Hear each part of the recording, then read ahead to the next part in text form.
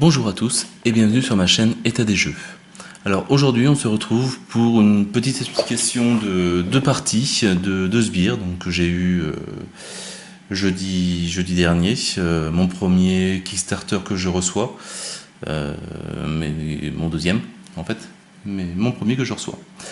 Alors, Sbire, un petit jeu de cartes de placement où il faut devenir le seigneur de la ville en ayant le maximum de points de victoire. Donc chaque joueur au début de partie commence à 5 et on doit arriver au maximum à 30 points et après on continue à compter si jamais on dépasse 30. Si on arrive à 30 au bout du troisième tour, donc le jeu compte 4 tours, 4 jours différents. Si on arrive à 30 au bout du troisième jour, on compte celui qui a eu le plus de points. Sinon, à la fin du quatrième jour, c'est celui qui a eu le plus de points possible qui gagne la partie et devient le seigneur de la ville de Montfleury. Alors, comment ça se passe un tour de sbire? Donc déjà, on détermine le premier joueur. Le premier joueur, donc c'est celui qui a ce petit truc devant lui. C'est celui logiquement qui a les ongles les plus sales ou le plus jeune. Chaque joueur a 8 sbires qui sont représentés donc par des petits meeples, alors avec des étiquettes à coller. Pas super évident, mais bon, on y arrive. Là, pour le moment, j'en ai fait qu'un. Les autres, ils sont encore en bois naturel. Encore un peu de boulot. On va placer ces 8 sbires sur le plateau de jeu. Alors ça, c'est l'édition collector de luxe. La version classique du jeu, c'est celle-là, donc qui est quand même un peu moins jolie. Après, le plateau ne sert qu'à poser ses meeples. Il n'y a pas vraiment d'intérêt du plateau. La version de classique suffit amplement. Et chaque joueur va prendre ses meeples et les placer dans des lieux différents de la ville, un par un, joueur par joueur, en sachant que forcément les tas de cartes sont différents. Ici, les violets, on a par exemple l'église qui, elle, apporte des divines providences, permet par exemple de relancer des dés, de retirer des cartes, etc. etc. On a le jaune qui est le château, où là c'est les sbires qui vont montrer leur performance et donc vous faire gagner des points de victoire. On a le rouge qui est la grande place, qui là c'est un endroit qui permet de récupérer des gants pour pouvoir lancer des défis aux autres prétendants seigneurs et donc pouvoir les attaquer. Et donc après piocher d'autres choses aussi. On a le vert qui est la taverne, là qui permet d'avoir des coups bas ou des malices à utiliser contre les autres concurrents. Et on a le bleu qui est la salle d'armes, qui est là où on récupère donc les armes quand on veut faire des duels, pour que ce soit un peu plus facile pour fighter l'autre. Et le dernier lieu, on a le sanctuaire, les grilles, qui permettent de regarder les cartes des autres joueurs ou de pouvoir de temps en temps lancer un dé pour gagner des points de victoire, ou si on peut lancer des dés on en perd, plein de petites variantes comme ça. Donc chaque joueur va placer un meeple sur un endroit qu'il désire. Donc par exemple moi je voudrais attaquer un autre concurrent, je place mon sbire sur un endroit, je tire une carte. Alors, en sachant aussi que par nombre de joueurs, le nombre de places dans la ville est limité. On a un petit graphique ici, donc sur chaque endroit de la ville qui est répété. Quand on joue à 2 joueurs, on peut placer 4 meeples maximum, par exemple sur l'église. Si les 4 emplacements sont pris, on ne peut plus en poser de nouveaux. Quand on est à 3 joueurs, on peut en poser 5 meeples. Quand on est à 4 joueurs, on peut poser 7 meeples par emplacement. Et quand on joue à 5 joueurs, on peut poser 8 meeples différents par endroit. Donc c'est assez stratégique en sachant que voilà, si on joue à 8 et qu'on peut poser que... non, si on joue à 5 et on peut poser que 8 meeples, pour récupérer un gant, on a une chance. Au niveau du deuxième tour, on ne pourra peut-être pas en poser, vu que chacun, s'il se dépêche, ça risque de faire un peu juste. Donc là, j'ai posé un meeple sur le rouge et pris une carte rouge. Et à chaque fois, on tire une carte.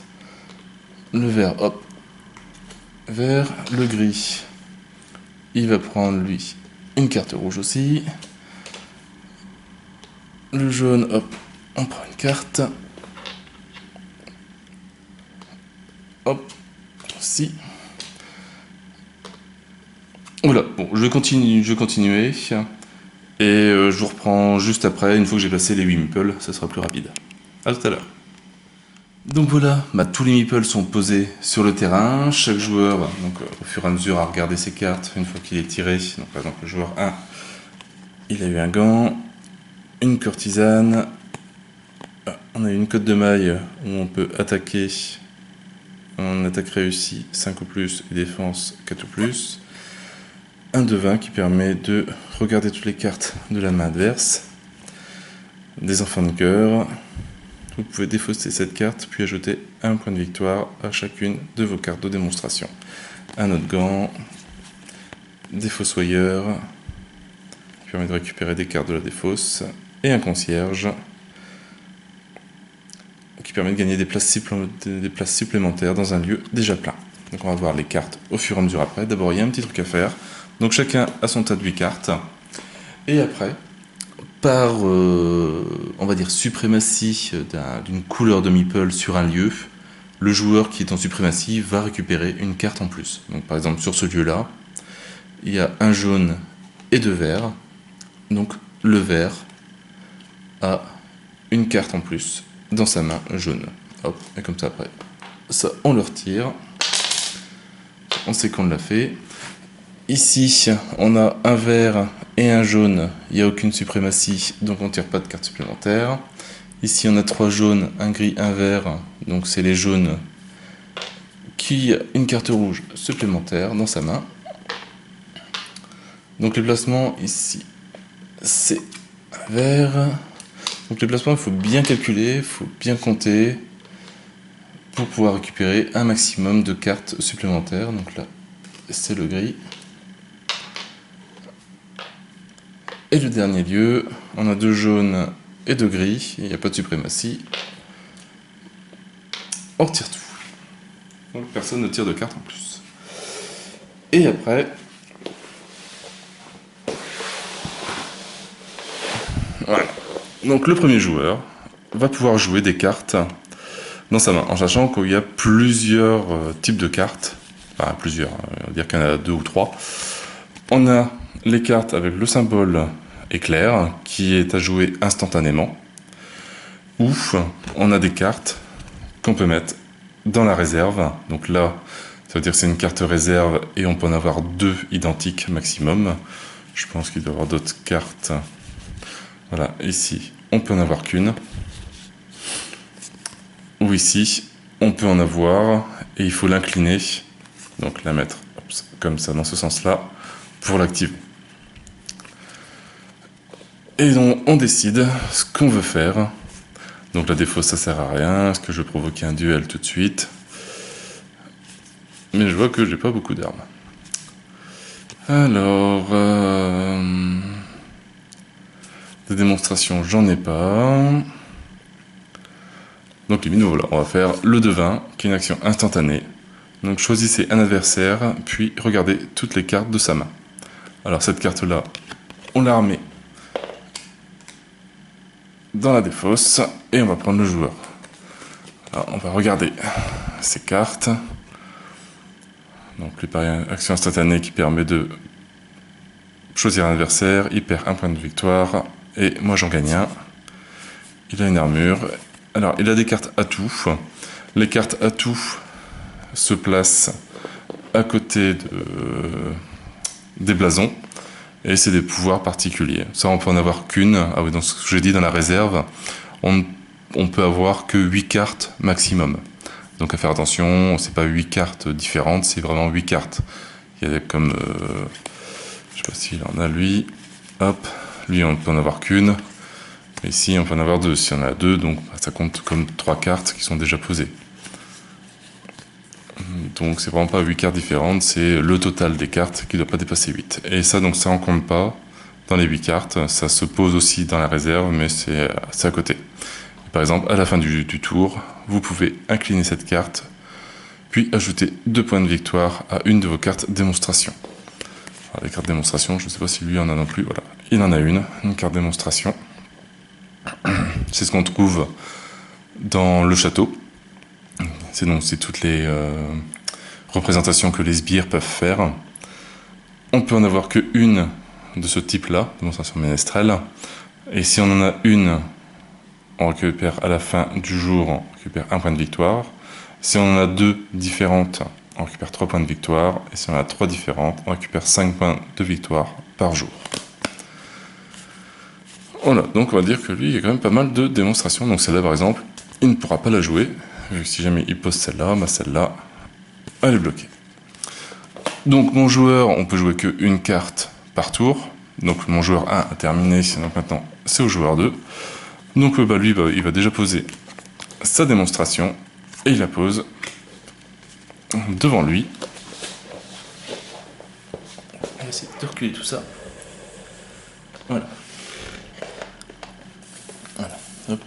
Une carte démonstration. Ça pioche. Le joueur 3. Le joueur 3. Donc il a une mule qui permet de jouer 2 fois.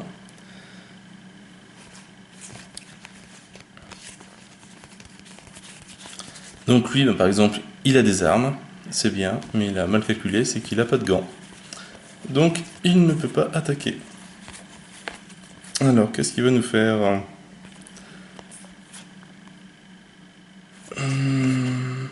Par exemple, voilà.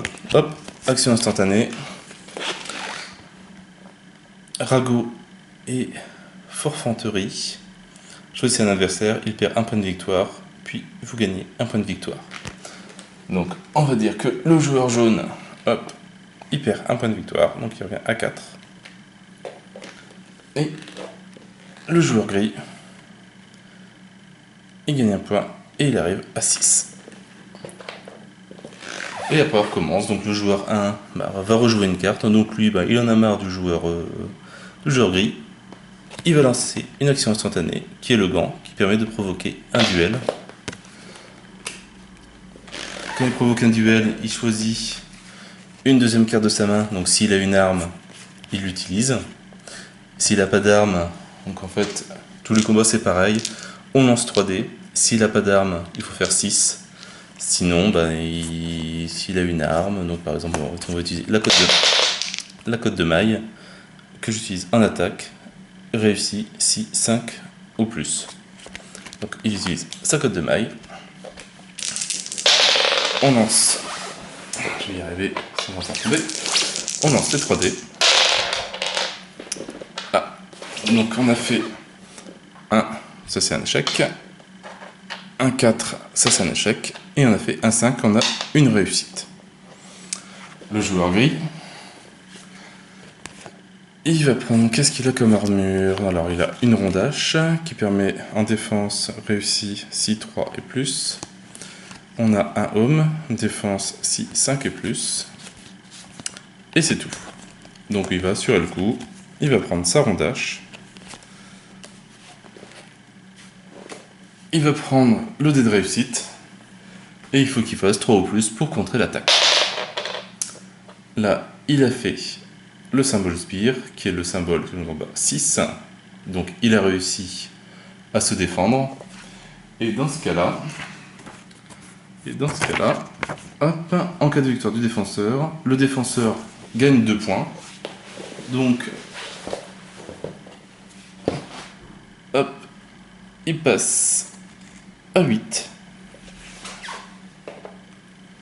Et lui, il perd 1 point. Donc il arrive à 3, je crois. Si je ne me trompe pas. Si c'était le cas contraire, s'il avait loupé son jet d'attaque, donc il aurait fait 2. 1 ou 2. L'attaquant, donc le jaune, aura gagné 5 points.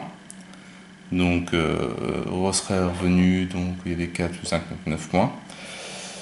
Et le joueur gris, qui aurait perdu 1 point par coup non paré de l'attaquant. Donc comme là il y avait une réussite, mais il aurait perdu 1 point. Si j'avais fait 3 réussites et qu'il n'aurait pas réussi à parer, il aurait perdu 3 points. Ainsi de suite. Donc une fois qu'on joue toutes ces cartes, donc à chaque fois on met les cartes sur l'endroit où elles ont été prises,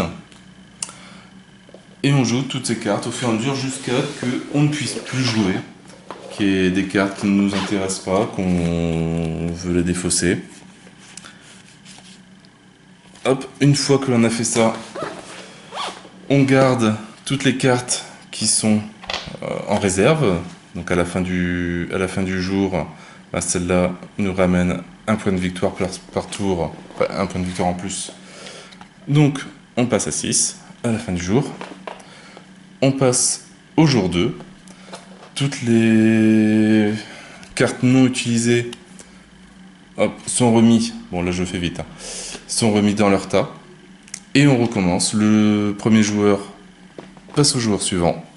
Le joueur suivant va replacer ses meeples un par un. Donc pour choisir qu'est-ce qu'il veut. Est-ce qu'il veut récupérer des gants? Est-ce qu'il veut récupérer des armes? Des fourberies? Des bénédictions? Ou autre ça. Sur le deuxième jour. Sur le troisième jour. Sur le quatrième jour. Et à la fin du quatrième jour, on regarde sur les blasons celui qui a le plus de points de victoire. Et donc celui qui a le plus de points de victoire devient le nouveau seigneur de Montfleury, la ville. Voilà pour une petite explication rapide des règles. Je pense avoir fait le tour. Je pense avoir rien oublié. Après, il y a forcément beaucoup de cartes qui changent les stratégies, qui permettent de récupérer, d'avoir plus de cartes en réserve que la normale. Normalement, c'est 8. Je crois que le buff permet d'avoir 3 cartes supplémentaires, donc on pourrait passer à 11, ce qui est un peu énorme. Il y a les cartes de démonstration qui permettent aussi de récupérer facilement des points de victoire, mais il y a des cartes qui permettent de les annuler ou de les mettre chez les adversaires. Enfin, voilà, c'est jamais tranquille, on a des cartes, mais on ne sait pas ce qu'on va les garder. Chaque endroit dans la ville a une carte atout différente, donc c'est une carte atout, on ne peut en avoir qu'une. Si on veut changer, l'autre elle est défaussée complètement. Et à chaque fois, donc c'est des petits pouvoirs différents. Donc celle-là, à tout moment, vous pouvez incliner cette carte, puis relancer tout ou partie de vos dés. Donc voilà, qui permettent de changer un petit peu la donne. Et puis voilà, je pense que j'ai à peu près tout expliqué au niveau de ce petit jeu, franchement bien sympa. Les graphismes, même si c'est pas forcément super mon style, je suis un peu plus bourru, mais franchement il est très joli. Dans son style, il est vraiment très sympa. Et à jouer, et les règles sont vraiment super bien pensées. Alors, le petit, on va dire couac que j'ai, c'est forcément la boîte, c'était aussi remonté, c'est que voilà, ces cartons-là ne tiennent pas énormément, donc les cartes se remélangent facilement. Enfin, je sais pas, c'est assez tordu, il faut que j'arrive à forcer un petit peu sur le carton pour lui donner un autre angle, ou on va passer par des petites boîtes pour éviter que les cartes se mélangent trop facilement. Donc on va voir, mais vraiment, franchement ce jeu vaut le coup, il est vraiment sympa. Moi je n'ai plus qu'à vous souhaiter une bonne journée ou une bonne soirée, n'hésitez pas à liker, à commenter et à vous abonner à la chaîne. Et moi je vous dis à bientôt pour une nouvelle vidéo. Ciao ciao.